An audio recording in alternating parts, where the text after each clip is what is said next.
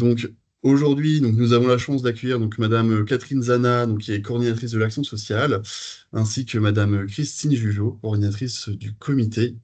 Et donc je vais leur laisser la main pour la présentation de la Ligue, du comité de la Ligue contre le cancer 94. Merci beaucoup.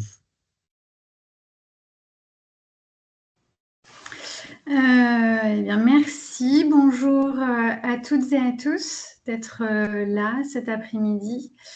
Je voulais d'abord remercier le DAC 94 Est pour avoir organisé ce webinaire. Alors, le comité du Val-de-Marne de la Ligue contre le cancer œuvre à travers 3 grosses missions.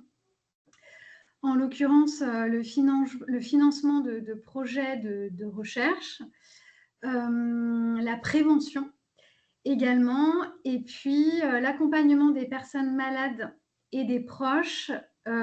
Et c'est spécifiquement en fait ce qu'on va vous expliquer aujourd'hui dans ce webinaire.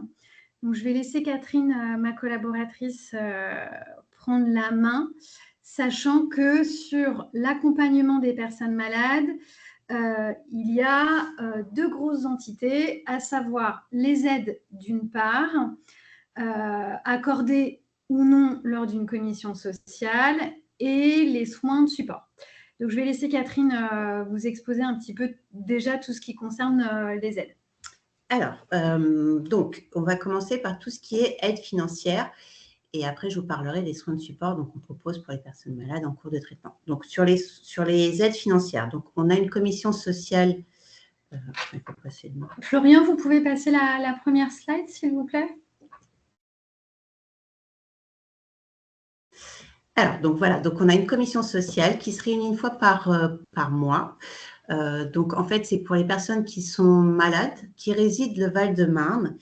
Il faut savoir qu'on arrive en dernier recours, c'est une aide ponctuelle, donc on arrive en dernier recours, on doit être sollicité après que toutes les aides légales, enfin toutes les autres aides soient demandées.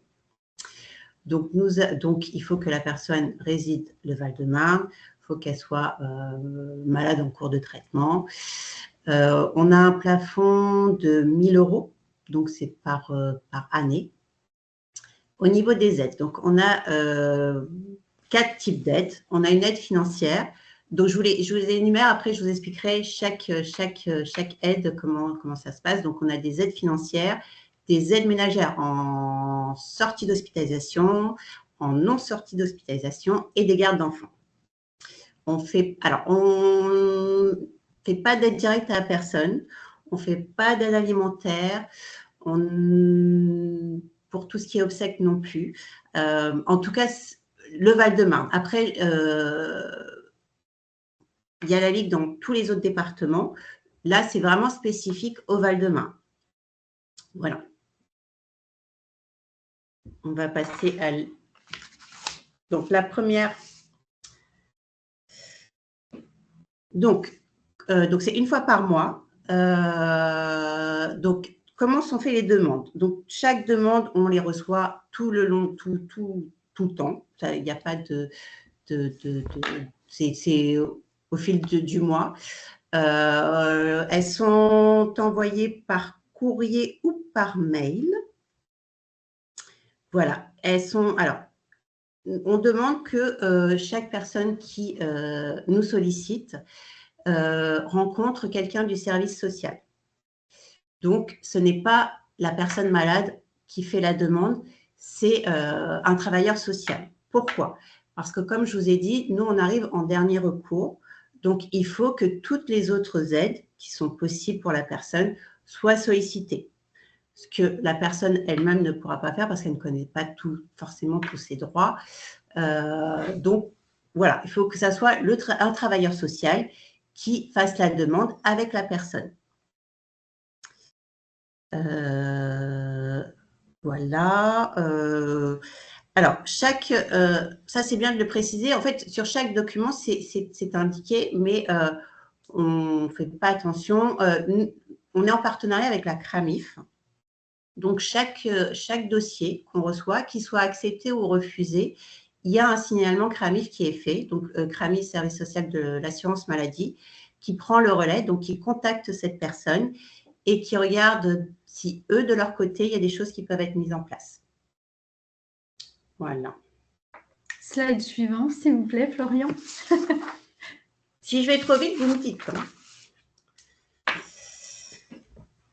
Alors, donc on passe sur les pièces qui sont à fournir. Donc, c'est pour toutes les demandes, que ce soit l'aide financière, aide ménagère ou aide garde d'enfants. C'est à peu près la même chose. Donc, il faut un certificat médical donc de l'oncologue. On n'a pas de certificat type sur le Val-de-Marne. C'est à l'oncologue de nous faire un certificat qui nous indique l'état de la personne. Voilà. Très important, c'est le rapport social qui nous explique en fait la situation de la personne. Je ne vous cache pas que très souvent, les certificats médicaux ne nous indiquent pas l'état de la personne. C'est-à-dire, est-ce qu'elle est fatiguée? Est-ce qu'au niveau des traitements, c'est compliqué? Est-ce qu'elle a des enfants et finalement, quand elle fait ses traitements, quand elle rentre chez elle, elle est fatiguée? Donc, ce petit rapport est important pour pouvoir nous expliquer la situation de la personne. Le certificat médical nous indique que la personne est malade, mais le rapport social est important car il nous raconte un peu l'histoire de cette personne et pourquoi la demande. Alors, il faut... Après, c'est des documents, pièces d'identité. Alors, pièce d'identité, il faut que la personne soit en situation régulière. Si elle n'a pas encore son titre de séjour, par exemple, il nous faut un récépissé de titre de séjour, ou récépissé de demande en tout cas, pour nous prouver que la demande est en cours et qu'elle va être faite. Mais voilà, il faut que la personne soit en situation régulière pour pouvoir nous solliciter. Des justificatifs que la personne habite bien le Val-de-Marne, bien sûr, quittance de loyer qui nous prouve que voilà, si elle sollicite la Ligue du Val-de-Marne, c'est parce qu'elle réside dans le Val-de-Marne. Vous verrez dans les documents, il y a un tableau à compléter où il y a les dépenses, les ressources et les dépenses. Dans les dépenses, il faut fournir un justificatif. Pour tout ce qui est dépenses, donc il faut un justificatif. Par exemple, téléphone 30 €, il nous faut le justificatif qui va avec. Voilà. Et tout document qui peuvent nous expliquer la situation financière de la personne.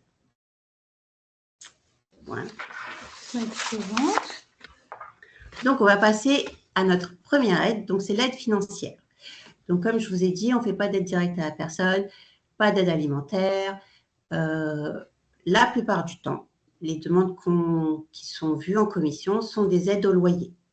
Donc, pas de versement direct à la personne, c'est directement au bailleur ou au propriétaire. En tout cas, les loyers, c'est ce qu'on fait le plus facilement. Après, aide financière, il faut savoir que chaque cas est étudié en commission. Donc, les loyers, forcément, voilà, c'est ce qui passe. Après, il peut y avoir des aides exceptionnelles.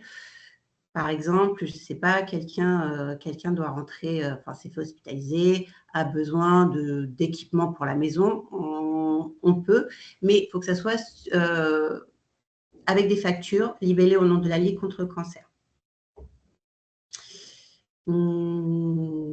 Donc, le chèque est libellé au nom du bailleur. Et donc, alors, comme je vous disais, chaque demande, c'est un travailleur social qui l'a fait. Notre interlocuteur n'est pas la personne malade, mais la personne du service social. Donc, c'est forcément elle qui recevra donc un courrier avec acceptation ou le courrier avec refus. Donc, comment ça se passe? Si c'est accepté, donc le travailleur social reçoit un courrier en lui disant que la demande a été acceptée et un chèque, donc libellé au nom du bailleur, pour le montant que la commission aura décidé. Elle recevra aussi le courrier de refus, l'un ou l'autre. De toute façon, notre interlocuteur est le travailleur social et pas le patient. Voilà. Slide suivante, Florian, s'il vous plaît.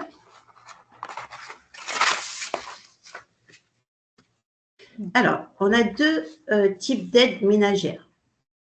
C'est aide ménagère en sortie d'hospitalisation et en non sortie d'hospitalisation. Donc là, c'est la sortie d'hospitalisation. Ce qui change, c'est qu'une sortie d'hospitalisation, c'est une demande qui est, entre guillemets, urgente. C'est-à-dire que la personne est hospitalisée, elle doit rentrer chez elle dans quelques jours, mais se rend compte qu'elle est très fatiguée, que ça va être compliqué pour faire les courses, enfin pour entretenir la maison ou quoi que ce soit. Donc, c'est une demande qui est traitée directement. Voilà la différence entre les deux. Pour les pièces, c'est les mêmes que d'habitude. Il faut juste… Alors, on offre 10 heures d'aide ménagère. Il faut un devis libellé au nom de la Ligue contre le cancer pour les 10 heures. On ne travaille pas avec des prestataires. C'est la personne qui choisit. Après, c'est le travailleur social qui peut-être, elle, enfin, ils ont déjà des prestataires et donc proposent leur prestataire, ou la personne qui a déjà fait appel à un prestataire qui veut continuer, il n'y a pas de souci. Nous, en tout cas, on n'impose pas de prestataire, on n'a pas de tarif, parce que je sais que souvent, je crois que c'est l'assurance maladie, il y a un tarif horaire, tout ça. Nous, non, pas du tout. Il faut juste qu'elle soit pour 10 heures, libellée au nom de la Ligue contre le cancer. Voilà. Alors, ce sera pas pareil pour… Alors, donc, comme je vous ai dit, l'aide ménagère en sortie d'hospitalisation est vue directement, c'est-à-dire qu'une fois qu'on reçoit la demande, 2-3 jours après, vous avez la réponse positive ou négative, vous l'avez. Voilà. Maintenant, pour l'aide… Voilà. Après, vous avez l'aide ménagère qui n'est pas une sortie d'hospitalisation. Ça veut dire que je ne sais pas, le travailleur social discute avec la personne qui lui dit, ben voilà, moi je suis fatiguée, une fois par semaine je dois me rendre à l'hôpital, mais c'est vrai que les retours, alors une journée à l'hôpital n'est pas une sortie d'hospitalisation. Donc je sais que souvent les patientes peuvent passer une journée pour leur chimio, enfin une après-midi pour leur chimio, enfin des choses comme ça. Ce n'est pas une sortie d'hospitalisation. Ça, par exemple, vous pouvez solliciter pour 10 heures. Donc, différence, c'est qu'une non-sortie d'hospitalisation est vue en commission sociale. Donc, il faudra attendre la commission sociale qui aura lieu donc une fois. Il faudra attendre la commission sociale du mois pour pouvoir avoir la réponse. Voilà, donc toujours même principe, 10 heures, devis libellé au nom de la Ligue contre le cancer. Et de toute façon, toujours les mêmes documents que je vous ai présentés au début. Slide suivante, Florian, s'il vous plaît. Après, nous avons l'aide de garde d'enfants. Donc, aide garde d'enfants, à peu près le même principe que l'aide ménagère en non sortie d'hospitalisation. On n'a pas de prestataire. Il faut que le travailleur social ou la personne sollicite un prestataire pour 10 heures. Voilà. On n'a pas beaucoup de demandes, mais en tout cas, il faut savoir que ça existe. Donc, on fait une aide de garde d'enfants et qu'on offre 10 heures. Voilà. Alors, ensuite, on va passer du coup à l'autre type d'accompagnement que offre le comité, en l'occurrence les soins de support. Juste, je vais revenir sur tout ce qui est aide financière. Donc, comme je vous ai dit, donc, toutes les demandes peuvent être envoyées par mail ou par courrier. Voilà, si vous cherchez des informations, vous pouvez me joindre. Je peux vous envoyer… Alors, les documents ne sont pas sur… on ne peut pas les trouver. Vous trouverez des documents, mais qui ne sont pas propres au Val-de-Marne. Donc, ne pas hésiter à nous contacter si jamais vous avez besoin de documents, enfin de documents pour les demandes d'aide financière. Ils ne sont pas disponibles. Il faut revenir vers nous pour qu'on puisse vous les transmettre. Voilà. Je me permets peut-être de s'arrêter quelques instants sur les aides financières. Il y a plusieurs questions. Oui, tout à fait. Alors, combien de fois peut-on renouveler l'aide de 10 heures? Alors, en fait, ça sera surtout sur le plafond. C'est-à-dire que nous, c'est 1 000 €. Donc, vous pouvez faire une demande pour 10 heures, refaire encore une demande pour 10 heures. Et si on n'a pas encore atteint le plafond de 1 000 €, faire une troisième demande. Mais il faudra refaire des demandes. Donc, on va dire que vous faites une demande, c'est à peu près 300 €, ça dépend des prestataires.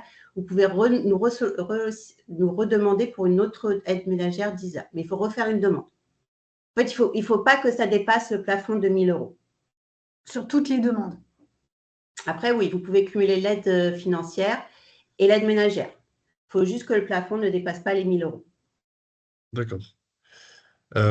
Est-ce que les aides fonctionnent aussi pour les services mandataires? Donc, est-ce que les mandataires peuvent demander ces aides? C'est-à-dire? Vous parliez alors, si j'ai bien compris la question, c'est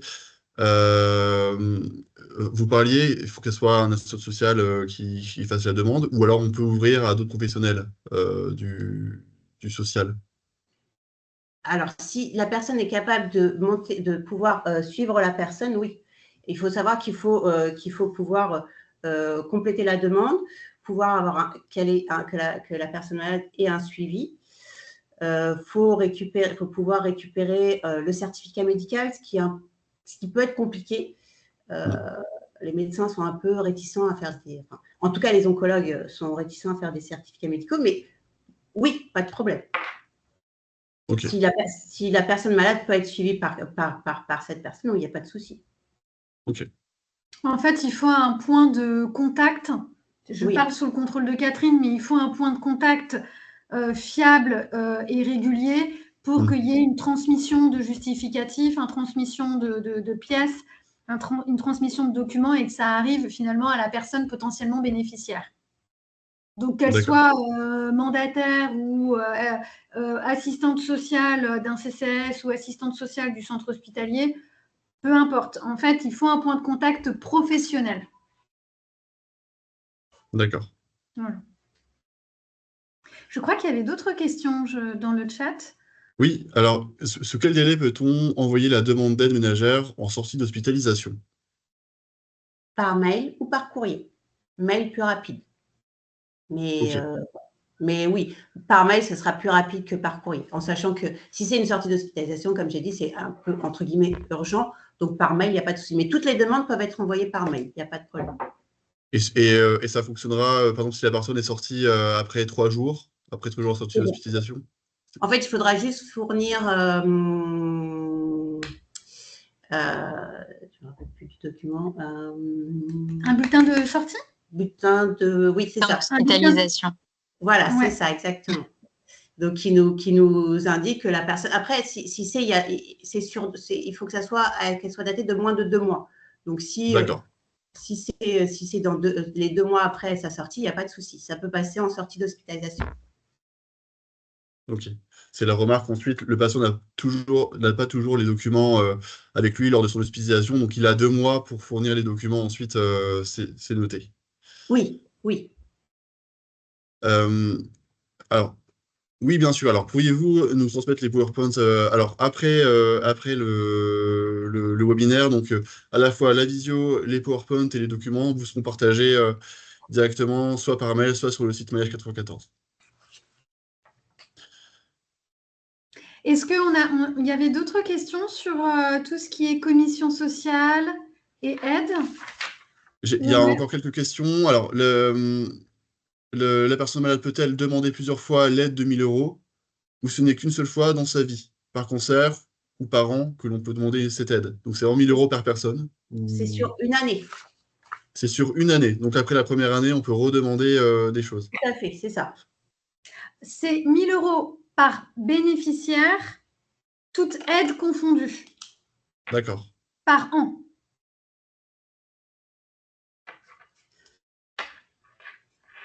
Ok, très bien. Est-ce qu'il y a d'autres questions? N'hésitez pas. Je crois qu'on a balayé les questions. Peut-être qu'on peut passer sur la partie son de support. Ok. Ouais, je vais juste apporter un petit complément. Donc, effectivement, la commission sociale se réunit une fois par mois. C'est tous les mois de l'année, excepté le mois d'août. Voilà. Donc, il peut y avoir un petit ralentissement sur cette période estivale si jamais il y a des demandes. Voilà. Tous les mois de l'année, sauf le mois d'août. Ok. Du coup, on enchaîne Je vous en prie.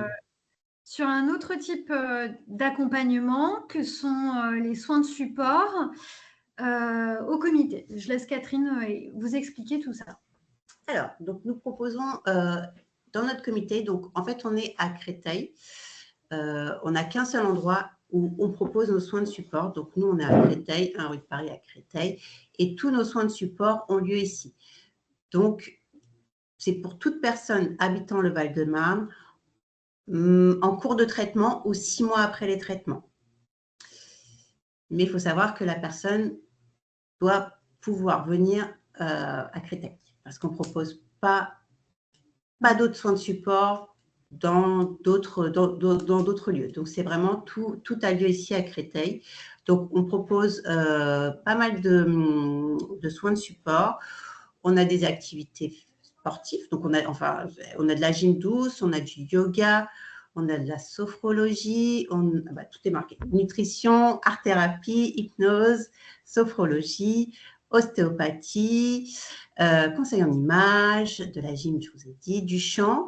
Alors, on a des groupes de parole, donc une fois par mois, qui sont animés par une psychologue clinicienne. Et alors, on n'a pas de soins de support pour les proches. On n'en a qu'un seul, qui est le groupe de parole. Donc, le groupe de parole, ça sera le seul soin de support qui est ouvert aussi aux proches. Donc, pareil, même principe, c'est une fois par mois. Sinon, donc, toute personne donc, qui réside le Val-de-Marne, qui est en cours de traitement ou 6 mois après le traitement, peut s'inscrire gratuitement à nos soins de support. Donc, tout est entièrement gratuit pour eux. C'est par rapport aux dons qu'on reçoit qu'on peut leur offrir gratuitement ces soins de support. Voilà. Alors, pour tout renseignement, ils peuvent appeler directement le comité. Alors, il n'y a pas de planning, parce que souvent on me demande est-ce qu'il y a un planning sur Internet. Non, il faut qu'elles appellent le comité. Je lui propose des dates et on voit comme ça. Mais il n'y a pas de planning il n'y a pas de planning sur Internet. Il faut vraiment que la personne nous contacte pour qu'on puisse lui indiquer les jours et les horaires. Après, peut-être aussi un petit point important à souligner, donc ce sont des soins de support qui sont pris en charge par le comité. Du coup, Catherine vous le confirmera, mais ce sont des soins de support proposés aussi en nombre limité. Hein, on est d'accord, Catherine? Voilà, pour chaque soin de support, la personne peut avoir, par exemple, pour tout ce qui est gym et yoga, c'est 6 séances. Après, tout dépend. Pour la nutrition, c'est 3 séances. Pour la sophrologie, c'est 5 séances. Pour chaque soin de support, elle aura un nombre de séances qui lui est offert. En fait, c'est pour pouvoir aussi par exemple, quelqu'un qui n'a jamais fait de yoga, pendant ses traitements, elle parle et on lui dit, vu que tu es stressée, il faudrait peut-être que tu essayes le yoga, peut-être que ça peut t'apporter quelque chose. Le fait qu'elle puisse l'essayer ici, voilà, elle peut essayer ici, voir si ça lui convient, et après, par la suite, le faire à l'extérieur. C'est un nombre limité parce que, voilà, c'est les dons qu'on reçoit des donateurs. On a dû choisir pour chaque soin de support le nombre de séances qui leur est offert. Après, ça leur permet de, comme je dis, après, par la suite, si au niveau, je ne sais pas, elle fait ses 5 séances de sophrologie et se rend compte que c'est quelque chose qu'elle voudrait continuer, elle peut tout à fait le faire à l'extérieur. En fait, ça leur permet d'essayer des choses que forcément elles n'auront peut-être pas l'occasion de faire. Et après, par la suite, de voir si ça leur convient réellement, de continuer à l'extérieur. Et puis, par ailleurs, ce qui est intéressant aussi et ce qui peut se jouer lors de ces soins de support, c'est que les patients, enfin les patientes, parce qu'au comité, on reçoit 98% de femmes, les hommes ont plus de mal à solliciter de l'aide. Mais à travers tous ces soins de support que sont la nutrition, la sophrologie, l'art-thérapie, etc., c'est aussi des moments de rencontre entre patientes. Et du coup, en parallèle des traitements actifs souvent difficiles à supporter, voilà, ça leur permet d'échanger, c'est des moments un peu conviviaux aussi. Et c'est important aussi de mettre l'accent dessus.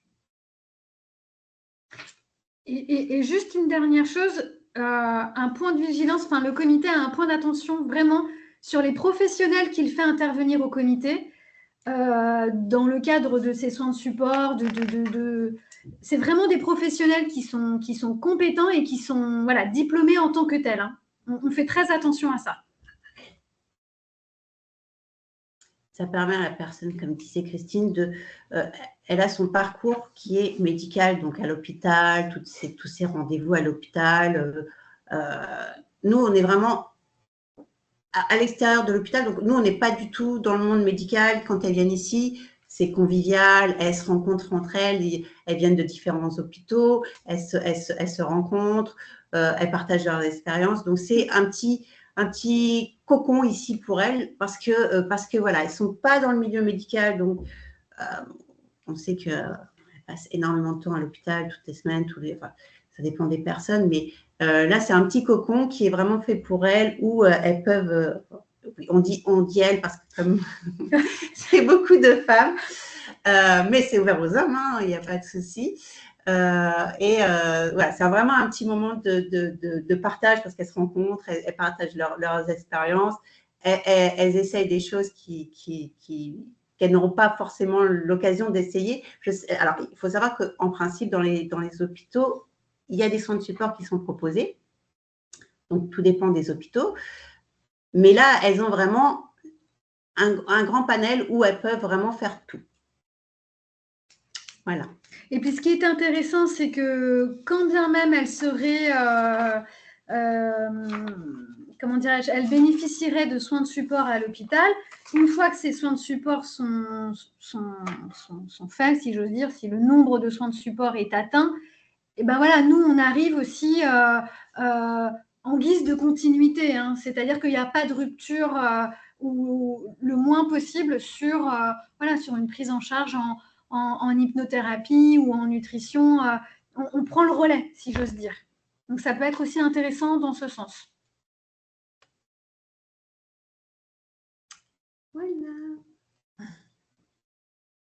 Merci beaucoup. Petite question, pour ces soins de support, donc qui peut vous contacter? C'est directement le patient? Oui, en règle générale, c'est mieux que ce soit le patient. Parfois, j'ai des travailleurs sociaux qui m'appellent et qui me disent, ben voilà, j'ai une personne qui voudrait, je lui explique, mais c'est vrai que vaut mieux que ce soit la personne elle-même parce qu'on voit directement. Je lui parle des soins de support, je lui propose directement des dates, des heures, donc vaut mieux que ce soit la personne elle-même. Souvent, en fait, il faut que ça soit elle qui fasse le premier pas. Parce que même si c'est un proche, ça m'est déjà arrivé que des proches m'appellent pour les soins de support. Faut vraiment que ça soit la personne concernée qui, entre guillemets, fasse le premier pas et qui s'inscrive. Mais sinon, n'importe qui peut avoir des informations, mais vaut mieux que ça soit vraiment la personne Pour la elle-même. prise de rendez-vous, oui, c'est mieux. Quelques petites remarques dans le chat, j'en profite. Il y a une remarque de Madame Monville qui parle des soins de support de Life Cancer qui peuvent être complémentaires, sans aucune limite de temps, et en prenant en compte les enfants, parents malades ou décédés et groupes endeuillés. Il y a une petite question concernant le numéro, donc ça, je pense que c'est la slide juste après. J'en profite pour Oui, tout à fait. Vous avez le numéro. Oui. Allez-y, Florian. Oui, vous comme ça, vous avez, Voilà. vous avez les contacts, donc ça vous sera transmis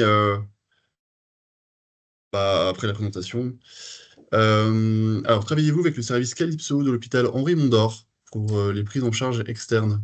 Alors Calypso fait partie de Mondor, ils gèrent leurs soins de support.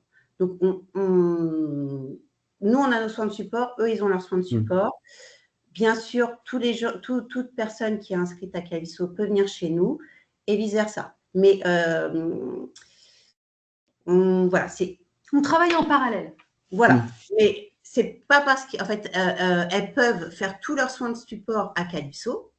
Tous les soins de support qui sont proposés à Calypso, elles peuvent les faire et faire les nôtres. C'est pas parce qu'on va dire que, par exemple, je vais prendre l'exemple de l'hypnose, non, de la sophrologie, parce que je pense qu'il y en a à Calypso, de la sophrologie, nous, on offre 5 séances. Si Calypso en offre 5, elle peut faire les 5 à Calypso et les 5 chez nous. Je ne sais pas si ça a répondu. On travaille en complémentarité, donc si en fait la bénéficiaire vient au comité, ce n'est pas exclusif. Non. C'est pas exclusif, c'est-à-dire qu'elle ne sera pas privée de soins de support à Mondor et réciproquement. Si elle suit des soins de support à Mondor, ce n'est pas exclusif et elle ne sera évidemment pas privée de… Vraiment, l'idée, c'est de proposer le plus d'accompagnement possible parce que c'est les patients qui restent vraiment au cœur de cet accompagnement. Donc, l'idée, c'est quand même de leur faciliter la vie, hein, pas de limiter les choses. Mais effectivement, pour répondre peut-être un peu dans le détail, on a rencontré la cadre de santé de la plateforme. Oui. Elle sait qu'on existe, on sait qu'ils existent et on oriente les patients quand ils ont besoin. Oui. Et puis peut-être une remarque, c'est que les soins proposés par Calypso, les soins de support proposés par Calypso sont dans Henri Mondor. C'est vrai que le fait de pouvoir aussi proposer sur le territoire des soins de support, ça peut être aussi permettre aux personnes, aux patients de ne pas aller à l'hôpital selon leur choix, quoi. Oui, c'est ça. Voilà, en fait, il y a l'hôpital où elles sont très souvent là-bas pour leurs soins. Donc, c'est vrai que nous, on n'a rien à voir avec le médical. On n'est pas dans un hôpital, c'est nos locaux à nous. Donc, rien à voir avec l'hôpital. Donc, quand elles viennent ici, elles ne vont pas à l'hôpital. Elles vont à la Ligue contre le cancer. C'est un autre univers. Mais après, si elle veut faire les deux, il n'y a aucun souci. Ça ne nous dérange absolument pas. Je voulais juste revenir sur quelque chose. Alors, malheureusement, non, on ne propose rien pour les enfants. Enfin, en tout cas, sur le Val-de-Marne, on n'a rien pour les enfants.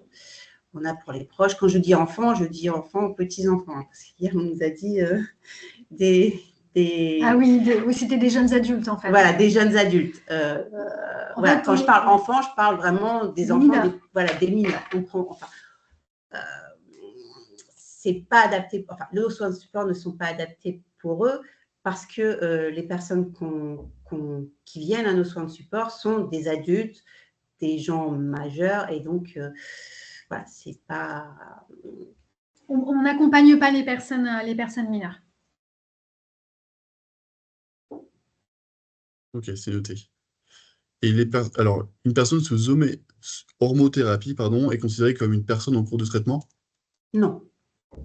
Alors, tout dépend si elle est 6 mois après les traitements actifs, donc c'est-à-dire radiothérapie, chimiothérapie, hormonothérapie.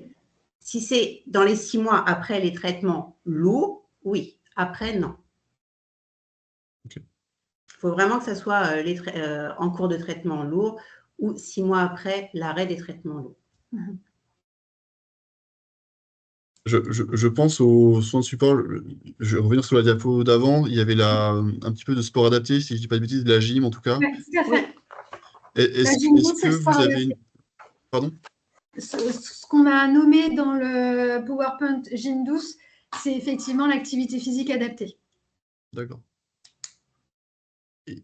Y a-t-il, est-ce que, voilà, dans l'idée, est-ce que tous les patients est-ce qu'il y a une évaluation de la personne pour faire ce type de soins de support ou vous acceptez tout le monde? Je pense à des patients où le sport adapté n'est pas forcément recommandé. Alors, pour tout ce qui est activité physique, que ce soit de la gym douce ou du yoga, on a besoin d'un certificat médical. Okay. Voilà. Donc, on ne va pas, nous, vérifier si la personne est apte. Par contre, on a besoin d'un certificat médical de son médecin traitant. Alors là, c'est le médecin traitant ou oncologue, il n'y a pas de souci, qui nous dit que cette personne peut pratiquer une activité physique, en sachant qu'on est vraiment sur quelque chose de doux. Et les intervenants, bien sûr, s'adaptent à la personne. C'est-à-dire que si la personne ne peut pas faire de mouvement, bien sûr, elle va s'adapter à elle. Et c'est vraiment des activités douces. Donc, c'est vraiment de la gym douce et du yoga, c'est très doux. Mais il nous faut quand même un certificat médical qui nous indique que la personne peut assister à ces soins de support. Très bien. Je me tourne vers le public. Est-ce que vous avez encore des questions? N'hésitez pas.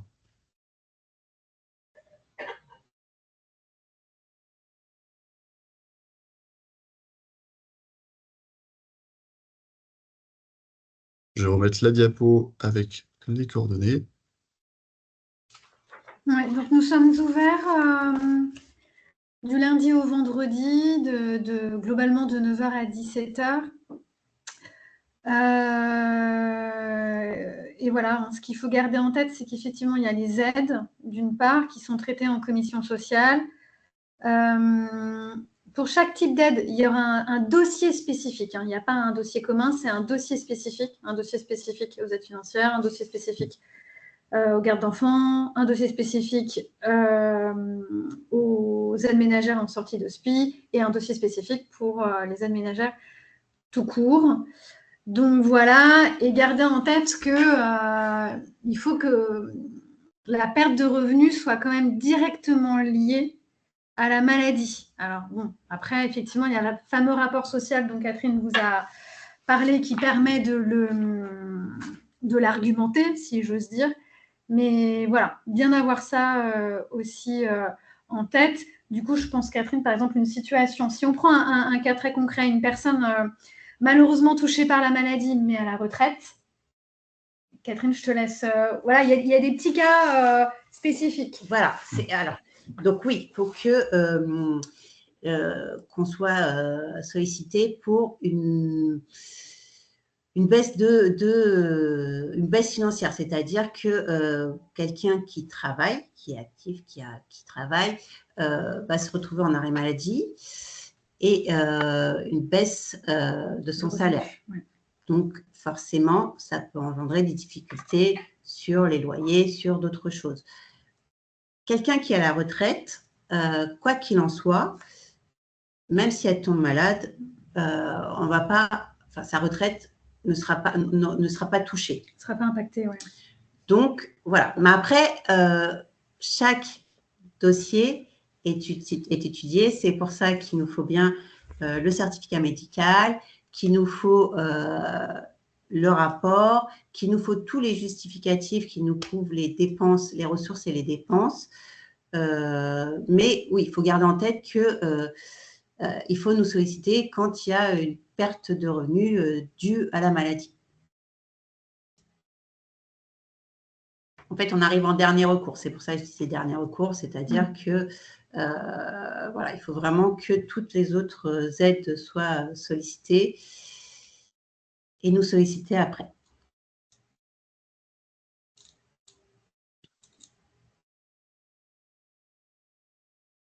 Alors, j'ai une question dans le chat de Madame Fournier.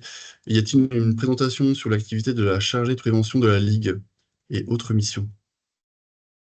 Alors là, maintenant, non, c'était pas à l'ordre du jour. Effectivement, ça fait partie des 3 missions du comité. Mais là, en fait, l'idée, c'était de vous présenter de manière précise, de manière spécifique, l'accompagnement des personnes malades. Après, effectivement, on a une chargée de prévention qui intervient sur tout le département du Val-de-Marne pour sensibiliser les professionnels, le public, la population du Val-de-Marne autour des facteurs de risque liés au cancer, mais aussi en ce qui concerne les divers dépistages auxquels on peut avoir recours. Mais voilà, ce n'était pas en tout cas le thème du webinaire d'aujourd'hui. Mais on a une chargée de prévention qui parcourt tout le département aussi pour sensibiliser effectivement la population. Peut-être est-il possible de... Je ne sais pas si sur votre site internet, vous avez une petite présentation qui pourrait peut-être... Alors, le site internet, il demande à être un petit peu retravaillé. Mais sinon, la personne qui est intéressée par ce volet-là peut nous contacter par téléphone. Et puis après, on verra dans quelle mesure on peut répondre à ces questions ou proposer une intervention, hein, bien sûr.